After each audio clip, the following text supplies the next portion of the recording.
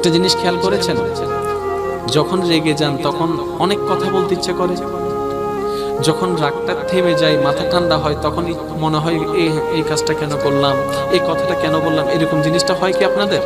হইলে একটা আওয়াজ দেন হয়। তাহলে আপনি একই মানুষ 2 মিনিট আগে এত চিল্লালেন, এত কিছু বলতে ইচ্ছে করলো আপনার, আবার 2 মিনিট পরে আপনার একই মানুষের সবকিছু উল্টা হয়ে গেল কেন? আমরা আসলে বুঝি নাই কোনটা শয়তানের কোনটা আমার, কোনটা শয়তানের কোনটা আপনার। যখন আপনি রেগে কথা বলতে ইচ্ছে করছিল, এটা কিন্তু আপনি ছিলেন না, এটা তো শয়তান ছিল। সেজন্য নবী বলেছেন যখন রাগ উঠে যাবে জবান বন্ধ করে ফেলো, কারণ শয়তান সে তোমাকে দিয়ে, তোমার জবানকে দিয়ে বলাবে তার কথাগুলা, সমাজের সাথে পরিবারের সামনে তোমাকে কালার বানাই দিবে। সেজন্য রাগের সময় নবী বলছেন জবান বন্ধ রাখো।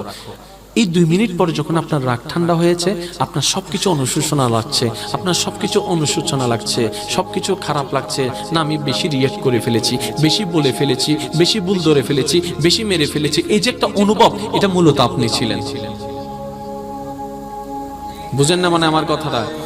যখন আপনি রাগ অবস্থায় ছিলেন, ওই সময়টা আপনি ছিলেন না, আপনাকে শয়তান কন্ট্রোল করছিল। আর যখন রাগটাকে ঠান্ডা হয়ে গেল, যখন রাগটা ঠান্ডা হয়ে গেল, অনুশোচনার সময় যে মানুষটা, এটাই আপনি।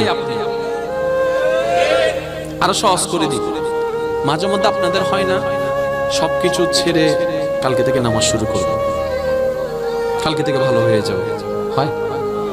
এটা আসলে আপনি। সুবহানাল্লাহ বলেন। এখন কি রাত না দিন? তো রাত হলে রাত, দিন হলে দিন, ঠিক না? খারাপ হইলে খারাপ, ভালো হইলে।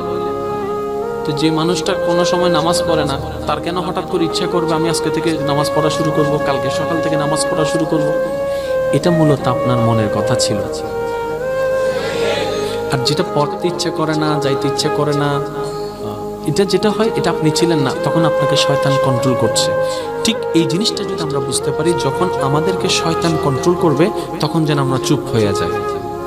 যখন শয়তান আমাদেরকে কন্ট্রোল করবে তখন যেন আমরা আল্লাহর পছন্দের কাজগুলোকে ইচ্ছা না করলেও করা শুরু করে দিই।